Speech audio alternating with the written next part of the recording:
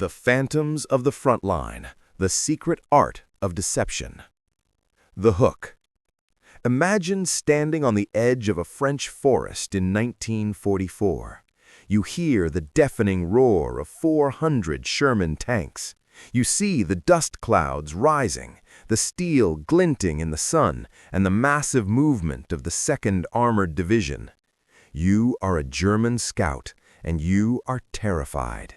You report back, the Americans are coming with overwhelming force. But here is the secret. If you had walked up to one of those tanks and punched it, your fist wouldn't have hit steel. It would have bounced off rubber. The tanks were inflatable. The roar was a gramophone recording playing through massive speakers. The army was a group of 1,100 artists, actors, and sound engineers. This is the story of the Ghost Army, the greatest magic trick in military history that saved tens of thousands of lives, a story that remained classified for over 50 years. Chapter 1. The Call to Illusion. In the early months of 1944, the United States military was preparing for the most ambitious invasion in history, Operation Overlord.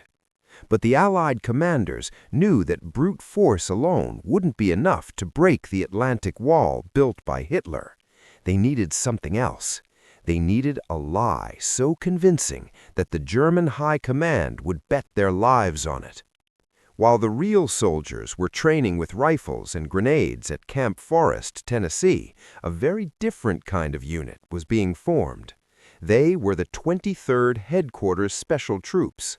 The recruitment process was unlike any other in the U.S. Army. They didn't just look for marksmen, they looked for visionaries. They went to the Art Students League of New York. They went to advertising agencies in Chicago. They recruited future fashion legends like Bill Blass, world-renowned painters like Ellsworth Kelly, and sound technicians who had worked for the biggest radio stations in the country. "You aren't here to kill Germans," their commanding officers told them. "You are here to trick them into looking the wrong way." Chapter 2. The Arsenal of Air. To an outsider, the equipment of the 23rd looked like a circus inventory. There were crates filled with heavy-duty air compressors, thousands of yards of burlap, and what appeared to be giant, deflated rubber toys. These toys were actually incredibly detailed pneumatic tanks, trucks, and artillery pieces.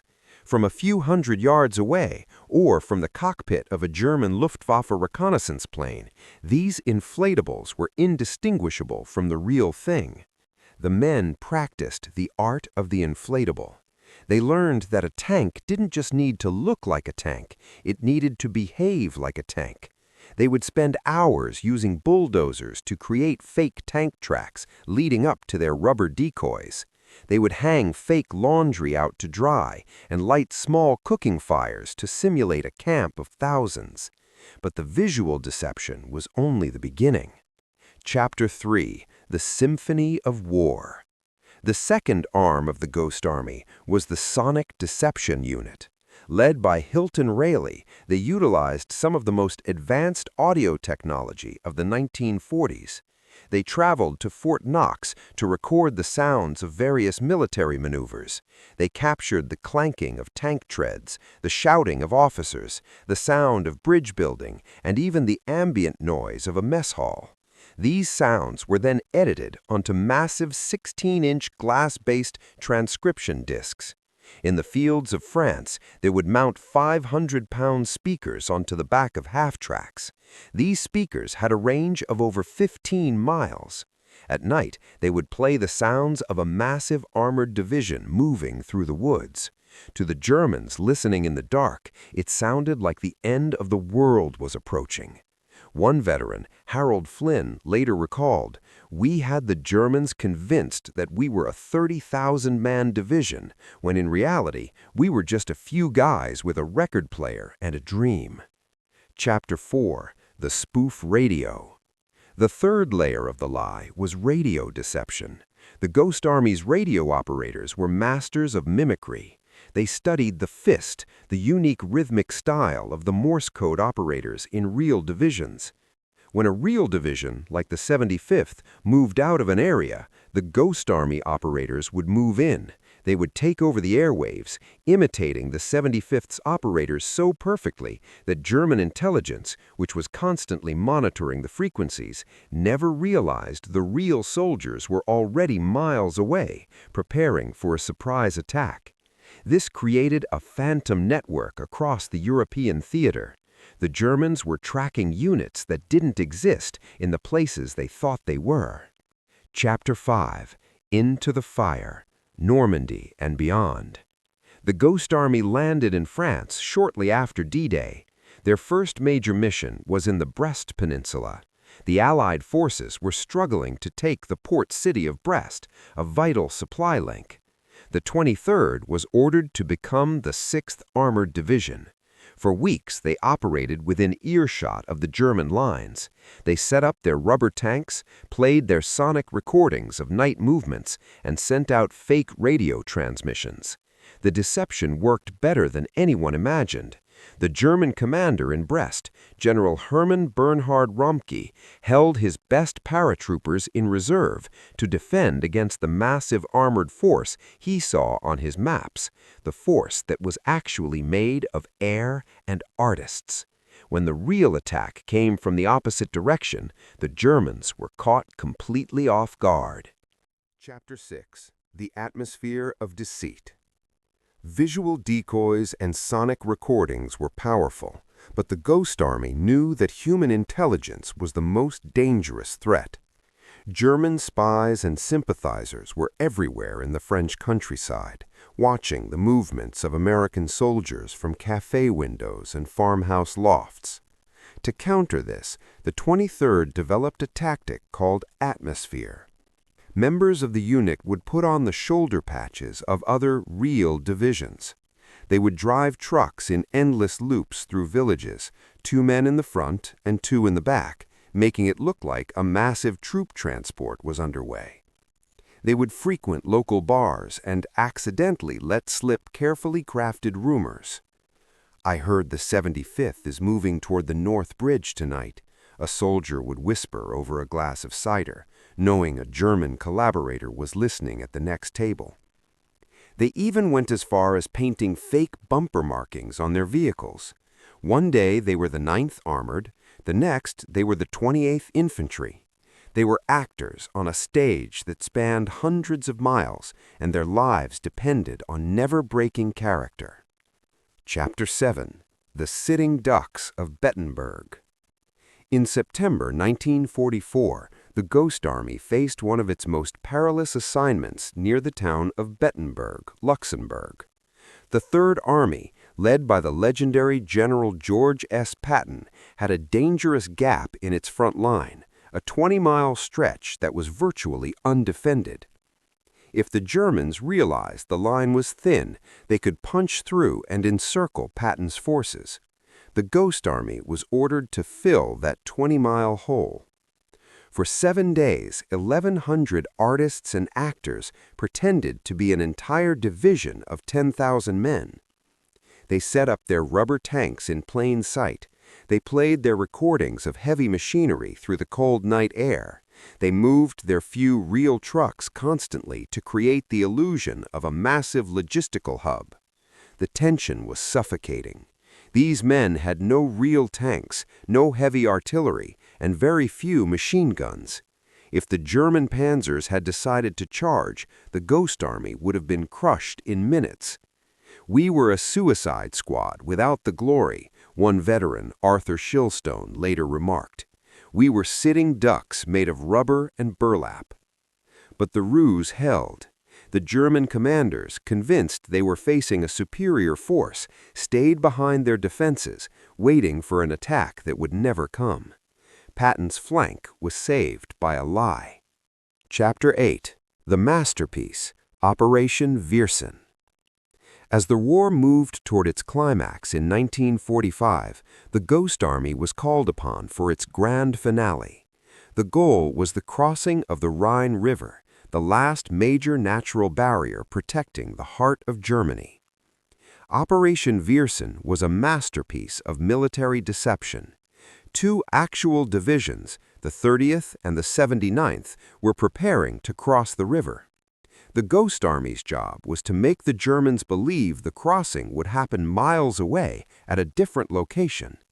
This was the largest-scale deception they had ever attempted. They deployed over 600 inflatable vehicles. They set up fake airfields with plywood planes. They used their sonic trucks to simulate the sounds of thousands of men building pontoon bridges. To add to the realism, they created fake headquarters for high-ranking generals. They even had generals' jeeps with fake stars driving around, accompanied by security details. The German High Command fell for it completely. They moved their heavy artillery and elite reserve units to the location of the Ghost Army. When the real Allied crossing began miles away, the German defenses were decimated and out of position. The Rhine was crossed with remarkably low casualties, a success attributed directly to the artists of war. Chapter 9. The Code of Silence. When the war in Europe ended in May 1945, the men of the 23rd Headquarters Special Troops were sent home, but unlike the heroes of Iwo Jima or the paratroopers of the 101, they couldn't tell anyone what they had done. Their mission was classified top secret. They were told that if they spoke about the rubber tanks or the sonic recordings, they could be prosecuted for treason. For decades, these men lived ordinary lives. Bill Blass became a titan of the fashion world. Ellsworth Kelly became one of the most important painters of the 20th century. Others became architects, teachers, and engineers. When their families asked, "What did you do in the war?" they simply replied, "I handled supplies," or "I was in a special unit." The secret was kept for 50 years. It wasn't until the mid-1990s that the documents were finally declassified, and the world learned that a group of artists had saved an estimated 15,000 to 30,000 American lives. Chapter 10. The Legacy of the Phantoms. Today, the story of the Ghost Army is taught in military academies as the gold standard of information warfare. In 2022, the unit was finally awarded the Congressional Gold Medal, the highest civilian honor in the United States. Their story is a testament to the power of creativity over cruelty. They proved that imagination could be just as effective as ammunition. They didn't win by killing. They won by thinking. In the quiet cemeteries of Europe, where thousands of white crosses mark the graves of the fallen, there are thousands of men who lived to grow old, to have children and grandchildren, simply because a group of artists convinced the enemy that a balloon was a tank. Chapter 11. The Bleeding Canvas. The Artist's Perspective. While the generals saw the Ghost Army as a strategic chess piece, the men on the ground saw it as a surrealist nightmare. Imagine being Ellsworth Kelly, a young man who would later define American abstract art. In 1944, his canvas was the side of a 2.5-ton truck, and his medium was camouflage netting. Kelly and his peers noticed things the military brass didn't. They noticed how the light hit the French hedgerows and how the shadows cast by a rubber tank looked too perfect to be real. To fix this, they began to paint imperfections. They painted fake grease stains on the rubber.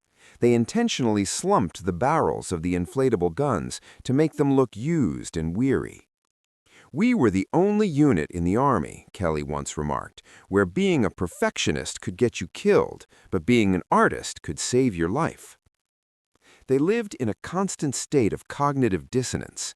By day, they sketched the ruins of French cathedrals and the weary faces of refugees. By night, they lugged 500-pound speakers through the mud, praying the noise wouldn't draw real mortar fire. Chapter 12. The Near Disaster at the Maginot Line. One of the most terrifying moments in the unit's history occurred near the old French fortifications known as the Maginot Line. The Ghost Army was tasked with simulating a massive troop buildup to distract the Germans while the real infantry moved to flank a series of reinforced bunkers. The deception was working too well. The Germans, convinced they were being surrounded by an elite armored corps, unleashed a massive artillery barrage. The artists were trapped. They were surrounded by inflatable tanks that were popping under the shrapnel like party balloons. When a rubber tank is hit, it doesn't explode. It wheezes and collapses into a pile of black latex. For the Ghost Army soldiers hiding in foxholes nearby, this was a death sentence. If the German observers saw the tanks deflating, the secret would be out and the massacre would begin. Under heavy fire, men like Arthur Shilstone crawled out of their holes, not with rifles, but with patch kits and glue. In the middle of a war zone, they were frantically trying to heal their rubber army, taping over holes as shells whistled overhead. It was a scene of pure absurdity, men risking their lives to pump air into decoys while the world burned around them. Chapter 13. The Radio Ghost, the Fist of the Dead. Radio deception was perhaps the most psychologically taxing job. A radio operator named Stan Nance had to learn the handwriting of Morse code. Every operator has a unique rhythm, a fist. To successfully deceive the Germans, Nance had to learn the fist of an operator who had been killed or captured. He had to become a dead man on the airwaves. "I wasn't Stan Nance anymore," he later wrote in his private journals. "I was a ghost. I was sending messages for a unit that wasn't there, using the voice of a man that didn't exist." The Germans had sophisticated direction-finding equipment. They could pinpoint a radio signal within minutes. The Ghost Army radio teams had to transmit and run. They would set up their antennas, broadcast their lies for 20 minutes, and then pack up and drive like hell before the German shells started falling on their coordinates. It was a high-stakes game of hide-and-seek, where the "it" was a 155mm high-explosive round. Chapter 14. The Liberation of Paris and the Secret Celebration. When Paris was liberated in August 1944, the Ghost Army was there, but they were invisible. While the 4th Infantry Division marched down the Champs-Élysées to the cheers of thousands, the 23rd was stationed on the outskirts, maintaining a protective shell of deception. However, many of the artists sneaked into the city. For men who had spent years in advertising and art school, Paris was the holy grail. Bill Blass, who would later become a fashion icon for the American elite, spent his time in Paris observing the resilience of French style amidst the rubble. He saw women wearing hats made of newspaper and wood-soled shoes. This theater of survival influenced the Ghost Army's tactics. They realized that deception wasn't just about what you showed, it was about the spirit you projected. They began to act like arrogant victors in the local pubs, knowing that the arrogance would be reported back to the German intelligence as a sign of a high-strength, high-morale division. Chapter 15. The Winter of the Phantom. The winter of 1944 was the coldest in decades. During the Battle of the Bulge, the Ghost Army was pushed to its absolute limit. The rubber in their inflatables became brittle and cracked in the sub-zero temperatures. The recordings on the glass discs were prone to shattering. In the Ardennes forest, the 23rd was ordered to hold a line against a real desperate Nazi counteroffensive. This wasn't a show anymore. The German panzers were real, and they were breaking through. The Ghost Army used their sonic trucks to create the sound of massive Allied reinforcements arriving in the woods. The Germans, hearing the roar of hundreds of non-existent tanks in the fog, hesitated. They halted their advance for 6 crucial hours to scout the force they heard. Those 6 hours, bought with nothing but recorded noise, changed the course of the battle. Chapter 16. The Sonic Cannons of the Ardennes. While the rubber tanks captured the eyes, it was the 3132 Signal Service Company, the sonic wing of the Ghost Army, that captured the soul of the enemy's fear. By late 1944, they had perfected programmed sound. These weren't just simple speakers. They used massive 600-pound Bell Labs amplifiers and heaters to keep the vacuum tubes from freezing in the Belgian snow. The engineers discovered that sound behaves differently in the cold. It travels further but becomes brittle. To compensate, they layered the recordings. They would play the sound of a tank's heavy engine at a low frequency, then layer the clank-clank of the treads at a higher frequency. During the Battle of the Bulge, they deployed sonic cannons, speakers mounted on rotating turrets. They could project the sound of an entire armored column moving in a specific direction. They would play the sound of a bridge being built across a river at 2 a.m.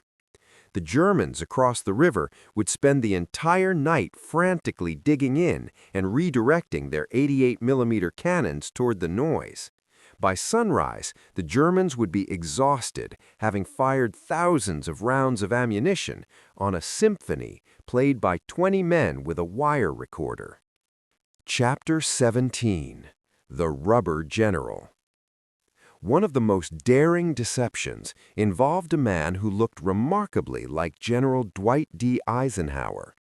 The Ghost Army realized that if German spies saw Ike near a certain sector of the front, they would assume a major offensive was being planned there. They found a soldier in the 23rd who had the same build and jawline as the Supreme Allied Commander.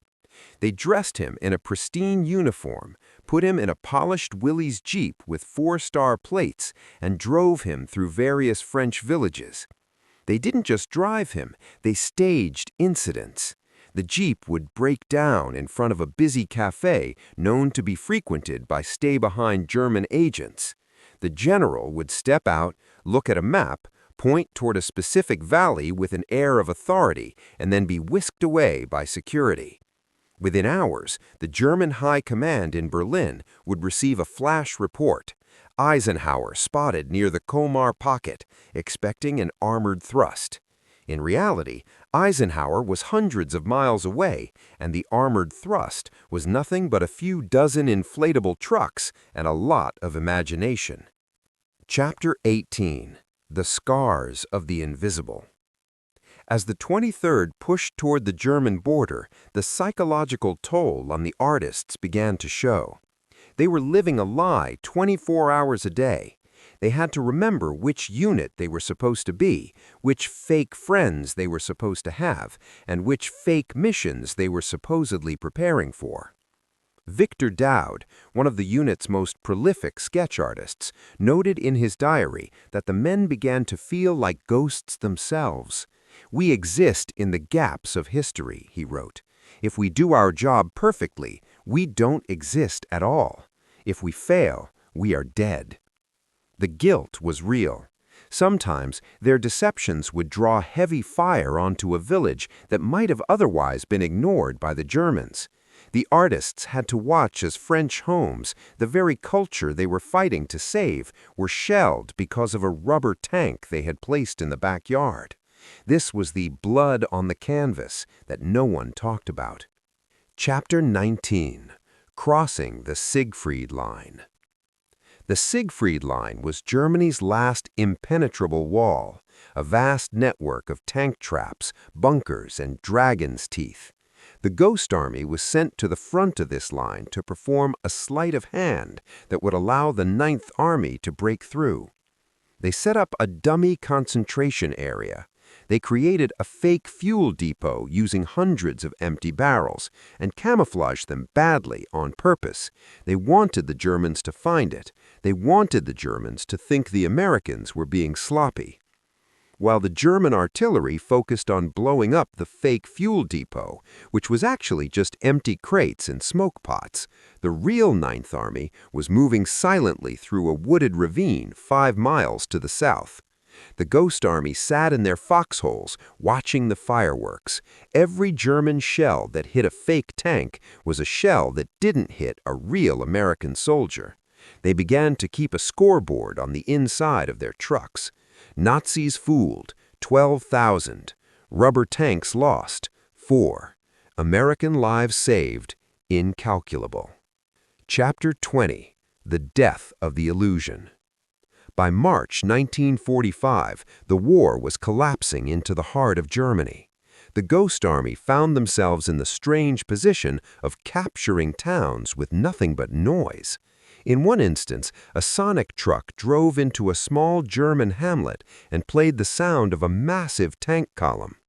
The local German garrison, thinking they were about to be pulverized by a division of Shermans, hung white sheets from the windows and surrendered to 3 artists and a sound engineer. The Phantoms had become so effective that they were essentially winning battles without firing a single bullet.